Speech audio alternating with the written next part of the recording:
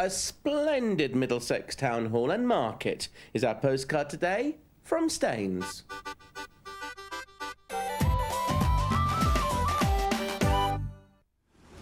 Well, it's typical British weather. We've had glorious sunshine 5 minutes ago. Now look, as the market comes out. There's a saying in Staines that it always rains on market day, and you've proved the point today, unfortunately, Russell.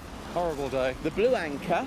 Yes. Now, this is a famous Staines landmark, isn't it? Yeah, this actually dates back, believe it or not, to the 16th century, to the 1500s, and was a well-known inn at that time. It's been rebuilt in later years, well, certainly in Georgian times. And of course, the little quirky feature is that not even a lot of Staines people know, and not even a lot of these walking around here at the moment, I suppose, haven't realised this.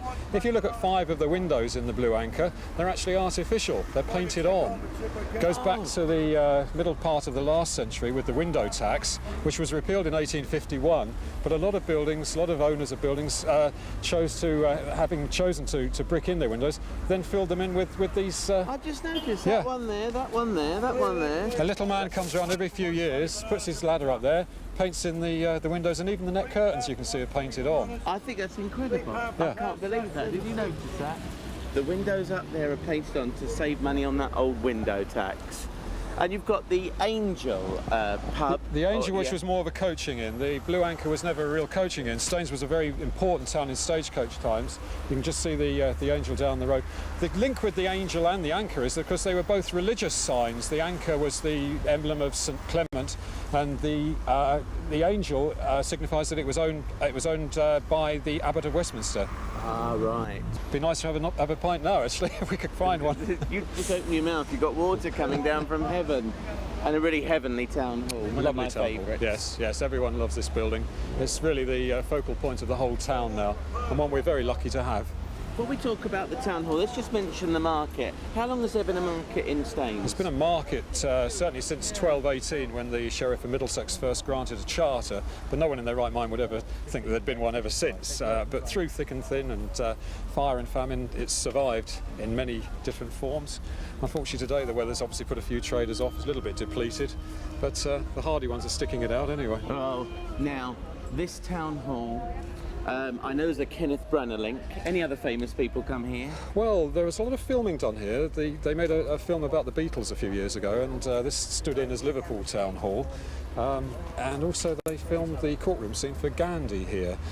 They brought in all this oak paneling to put in the inside of the building. And unfortunately, when they got it all inside, they actually realised they couldn't get the floodlighting in as well, so that had to be set up outside the building.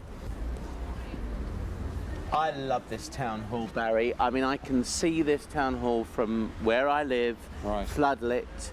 This town hall, Ealing Town Hall, 2 great Middlesex town halls. I mean, Ealing's is very majestic and big and Victorian and Gothic, but this one has a real simplicity about it, but still a tremendous majesty. That's right. It's a Flemish-inspired design, apparently, but although it did come in for a little bit of criticism in the 1880s when it was built. Certain people didn't like the style. They thought the clock was too small. They moaned about the clock chimes waking them up at night and all this sort of thing. But once it was built, I think everyone in the town seemed to think this was something to be really, really, really proud of. Oh, so proud of. And I don't mind those clock chimes. I can hear it through the night, but you get used to it. A bit like the aeroplanes coming over from Heathrow. I'd rather have the clock, I think, yes.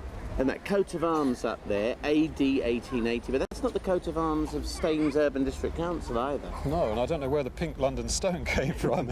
It's actually a nice shade of pink. But, yeah, a nice colour in that artist. Yes. The town hall was built on the site of where the old Roman bridge was. This was the run-up to the old Roman bridge, and was also the site of the 2 bridges that were built in the late 18th century. They were left with a spare piece of land when they built the new bridge, and they decided they'd put the town hall here. The unfortunate thing that it did was it set a precedent for Staines turning its back on the river. It's got a bit of a reputation for not taking much notice of the River Thames, and I think unfortunately the town hall set the precedent for that, turned its back literally on the river. And the Great clock. shame. There are 2 number 11s, 2 Roman numeral 11s. It was meant to be a Victorian clockmaker's joke. I don't think it had much of a sense of humour. I mean, probably quite funny at the time, but that's an example of Victorian clockmaker's jokes. Well, we've sidled into the town hall, into the London Stone Cafe, and what do you find in this cafe? Well, we found the London Stone by some strange coincidence. This is the original London Stone as well.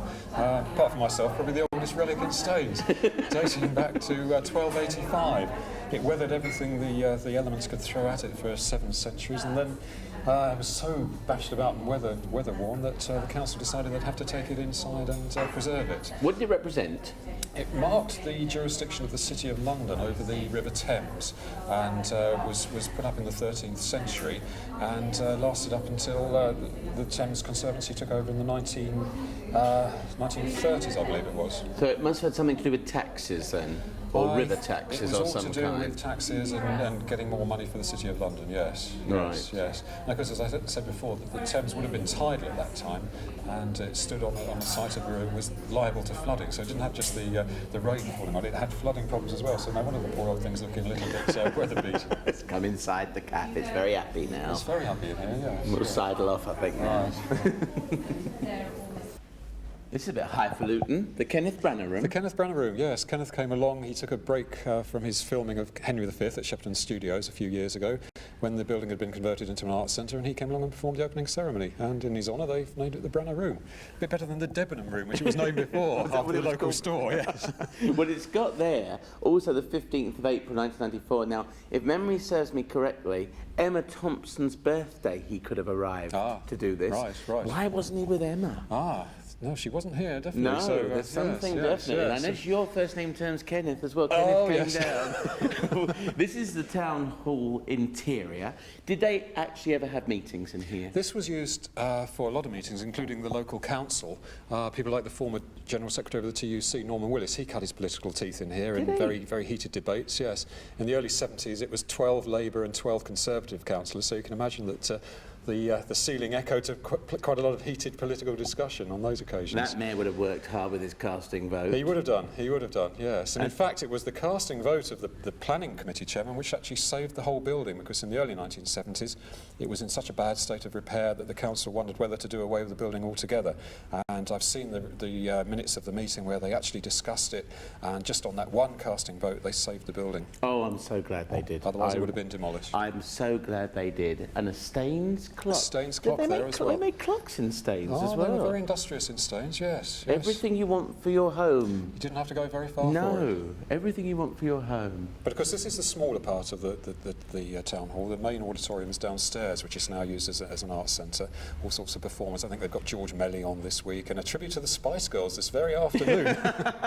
How about that for culture? George Melly I'll stick with. A nice man. We'll forget the Spice Girls.